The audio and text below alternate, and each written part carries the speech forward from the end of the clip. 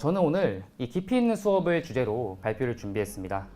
그래서 오늘 제 짧은 이야기를 듣고 나시면요, 이 깊이 있는 수업이 무엇인지, 또 이 웨이스페이스를 이용해서 깊이 있는 수업을 현장에서 어떻게 실천할 수 있을지 알게 되실 겁니다.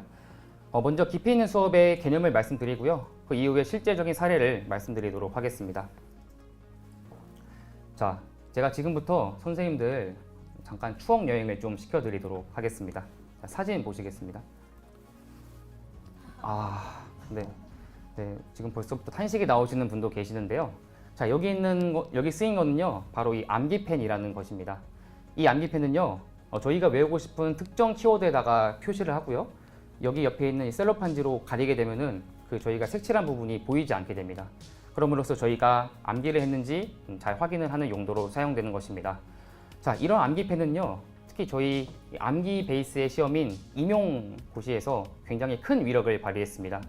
저희가 특히 맥락 없는 정보들 있죠. 예를 들면 국가수준 교육과정에 있는 내용체계, 성취기준, 교수학습 방법 등 같은 것들을 이런 거를 열심히 칠했습니다. 네, 열심히 사용했고요. 자, 하나 더 신기한 것은요, 이제 임용시험이 점점점 다가질수록 선생님들의 교재가 초록색으로 물들게 됩니다. 네, 그리고 더 신기한 거는요, 그렇게 모든 페이지가 초록색으로 물들더라도 다 암기를 한다는 것입니다. 그렇죠? 네, 그래서 저희가 이렇게 암기펜으로 열심히 공부를 했고요. 이 저희의 임용 시험을 주어준 것은요, 암기펜만 있는 것이 아닙니다. 자, 이거는요, 보통 임용 공부를 하실 때 자주 제시되는 자료의 형태입니다. 별 맥락이 없이 그냥 딱 이것만 써 있는 형태의 정보가 있습니다. 자, 이거를 어떻게 외울 수 있을까요? 네, 아마 선생님들이 말씀하셨던 것처럼 바로 청킹이라는 스킬을 이용합니다. 이 청킹은요, 맥락이 없는 정보를 외우기 위해서 저희가 강제로 맥락을 주입하는 그런 기술이라고 할 수 있습니다. 아까 말씀하셨던 것처럼 보통 앞글자를 외워서 쓰시는데요.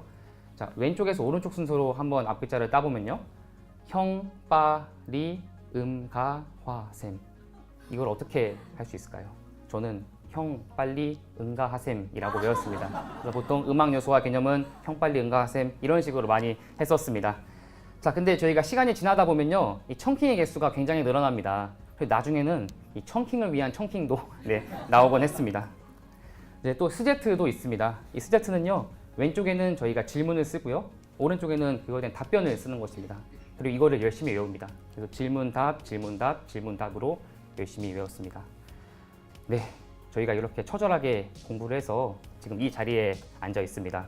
선생님들 굉장히 고생하셨습니다. 네, 박수 한 번만. 네. 네, 그런데 선생님들 혹시 저희가 그렇게 열심히 공부를 했는데 이 내용들 다 기억나시나요?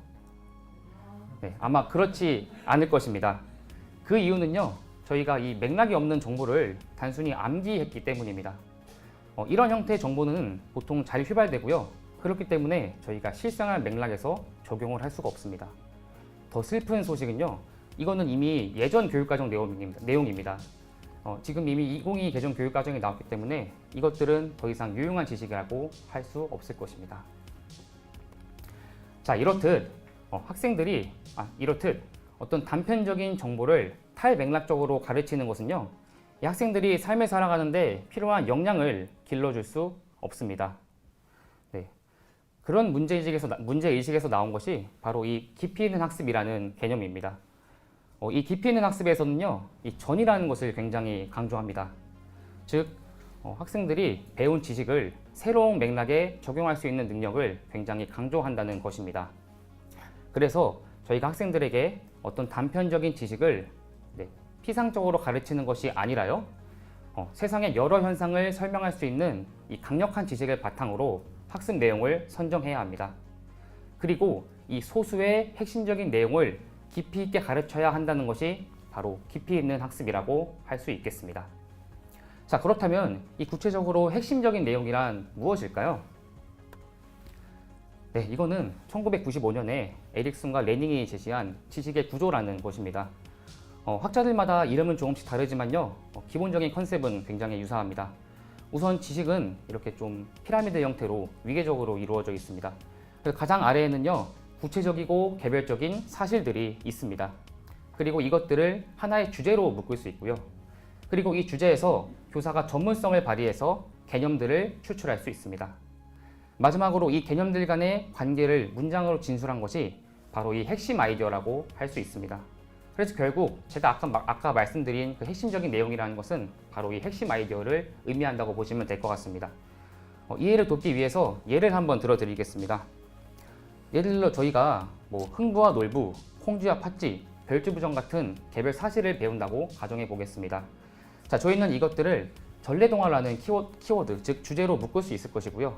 또 이 전래동화에서 교사가 전문성을 발휘해서 인물, 선, 악이라는 개념을 추출할 수 있을 것입니다. 마지막으로 이것들을 연결해서요. 전래동화는 대개 선이 악을 이기는 이야기 구조로 되어 있다라는 핵심 아이디어를 추출할 수 있습니다. 자, 학생들이 이 핵심 아이디어를 기준으로 배운다면요. 여기 없는 새로운 전래동화를 봤을 때에도 대개 이런 전래동화는 권선징악의 구조로 되어 있을 것이다 라를 쉽게 알 수 있을 것입니다. 다른 예시도 보여드릴게요. 저희가 6학년 1학기에서는요. 정치 파트에서 나오는 내용입니다. 저희가 4.19 혁명, 6월 민주항쟁 같은 거를 배우는데요. 저희가 이것들을 민주화 운동이라는 주제로 묶을 수 있습니다. 그리고 여기서도 교사가 전문성을 발휘해서 민주주의, 시민, 참여라는 키워드를 추출할 수 있고요. 마지막으로 이를 바탕으로 시민의 노력과 참여로 사회 제도는 변화한다라는 핵심 아이디어를 저희가 뽑을 수 있습니다. 자, 그렇다면 학생들이 이런 핵심 아이디어가 마음속에 있다면은 여기에 없었던 사실 예를 들면 아랍의 봄이 될 수도 있고요. 혹은 5.18 민주화 운동 같은 거를 보더라도 쉽게 이해할 수 있을 것입니다. 자, 이렇게 말씀드리면은 선생님께서 하나 오해하시는 게 있습니다. 뭐냐면요. 바로 이 핵심적인 아이디어를 명시적으로 학생들한테 가르쳐야 된다는 것입니다. 하지만 그보다는 저희는 학생들의 사고 과정을 좀 지원하기 위해서요. 교사가 탐구 질문을 던져서 이 핵심 아이디어를 귀납적으로 찾을 수 있도록 해줘야 됩니다. 자, 그렇다면 이제 평가를 한번 넘어가 볼 건데요. 학생들이 핵심 아이디어를 마음속에 형성했다는 것을 어떻게 알 수 있을까요? 네, 제가 아까 깊이 있는 수업은 이 전이라는 것을 굉장히 중요하게 여긴다고 말씀드렸잖아요. 결국 학생들이 전이를 할 수 있다면은 학생들이 이 핵심 아이디어를 잘 만든 거라고 할 수 있겠습니다. 자, 그래서 학생들이 전이를 할 수 있도록 이 실제적인 맥락, 즉 상황을 평가해야 됩니다. 자, 이건요, 직류면체의 건널비와 부피 단원에서 나오는 것들인데요. 저희가 단순히 그거를 계산할 수 있는 능력을 보는 게 아니라요, 이렇게 맥락을 줍니다. 예를 들면 마니또를 할 건데 마니또 선물에 필요한 상자를 만들 거야. 근데 그거에 대한 부피와 건널비를 구해야 돼. 이런 식으로 상황을 주게 된다면요, 학생들이 더 의욕적으로 참여할 수 있습니다. 자, 이거 이외에도 학생들한테 이 과제를 수행하는 데 필요한 준거, 그리고 이 준거에 따른 평가 기준을 제시해야 됩니다. 그 이유는요, 학생들이 이 과제를 하면서 이 준거와 평가 기준에 비추어서 자신의 수행을 조절하고 점검합니다. 자, 이게 흔히 학생들이 반성적 사고를 한다고 할 수 있고요. 이것은 아까 서혜진 선생님께서 말씀하신 학습 과정으로서의 평가와 부합한다고 할 수 있습니다. 자, 이제부터 실제 수업 사례를 보여드릴 거예요.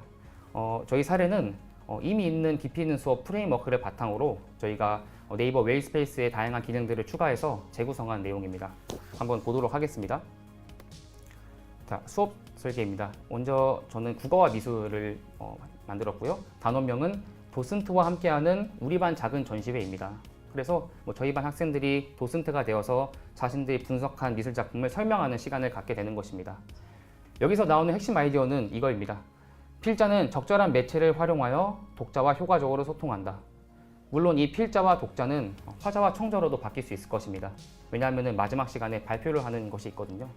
자, 저는 이거를 위해서 총 4단계로 수업을 구성했습니다. 자, 구체적인 것은 시간 관계상 뒤에서 바로 설명드리도록 하겠습니다. 자, 첫 번째는 작품과의 만남 준비입니다. 여기 가장 위에 있는 것은요, 저희가 핵심 아이디어를 명시적으로 가르치면 안 된다 그랬잖아요. 그래서 이거를 학생들이 자연스럽게 기를 수 있도록 하기 위한 탐구 질문입니다. 여기서는 학생들의 조형 요소와 원리는 그거를 가르쳐 주는 것을 목적으로 했습니다. 가장 먼저 할 것은요, 우선 평가 과제를 공지하는 것입니다. 그 이유는 학생들이 이번 단원에서 어떤 것을 평가할지를 알면요, 자기가 무엇을 배워야 되고 또 이거를 왜 배워야 하는지를 쉽게 이해할 수 있습니다. 그렇기 때문에 첫 번째 이런 상황, 준거, 평가 기준을 제시했고요. 이때 네이버 웨일 클래스에 있는 이 공지 기능을 활용했습니다. 학생들이 계속 찾아볼 수 있어야 되니까요. 또 공지 기능 중에서 이 주목할 글이라는 기능이 있습니다. 이거를 쓰시면요, 다른 글들과 달리 어떤 좀 색깔 처리도 되고 앞에 주목이라는 것이 있기 때문에 학생들이 쉽게 찾을 수 있는 장점이 있습니다. 자, 두 번째로는요, 조형 요소와 원리를 배우는 시간이었습니다. 학습지 열심히 만들어서 학생들 보고 풀라 했고요. 자, 여기서 끝나면 좀 아쉬울 것 같아서 학생들에게 작품을 선택한 다음에 직접 분석할 수 있는 시간을 주었습니다. 자, 그런 과정에서 어떻게 작품을 감상하게 하면 좋을까 하다가 제가 사용한 것이 바로 이 잽이라는 플랫폼입니다. 이 잽은 이 메타버스 플랫폼인데요.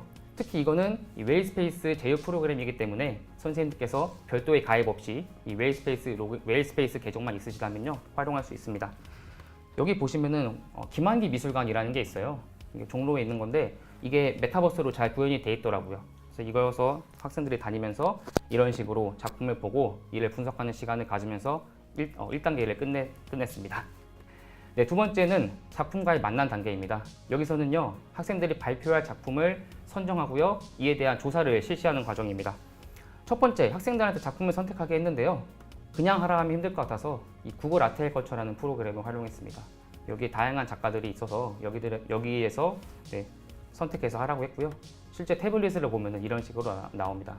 자, 그 다음에 이 선택한 작가와 작품에 대해서 조사하는 시간을 갖도록 했습니다. 이런 식으로 활동지를 만들었고요.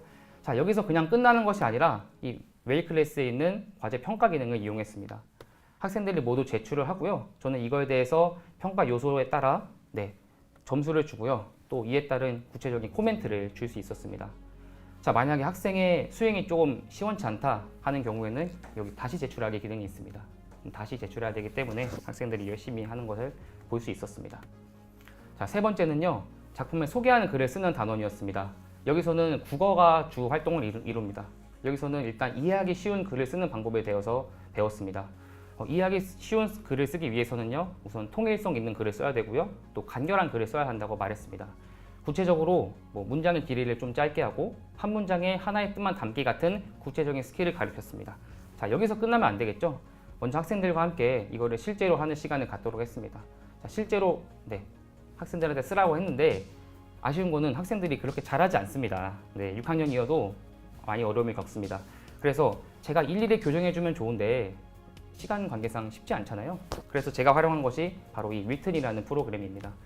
물론 이거에 의존하면 안 되겠지만요, 대강 전체적인 어떤 그런 교정은 이걸로 할 수 있었습니다. 자, 여기서 학생들이 처음부터 위튼으로 글을 쓸 수 있다는 어떤 그런 생각이, 위튼을 이용해서 처음부터 글을 쓸 수도 있겠다는 생각이 들었습니다. 그래서 먼저 태블릿을 안 쓰고 종이에다가 글을 쓴 다음에 저한테 검사를 받고 이 위튼으로 교정을 받을 수 있도록 수업을 진행했습니다.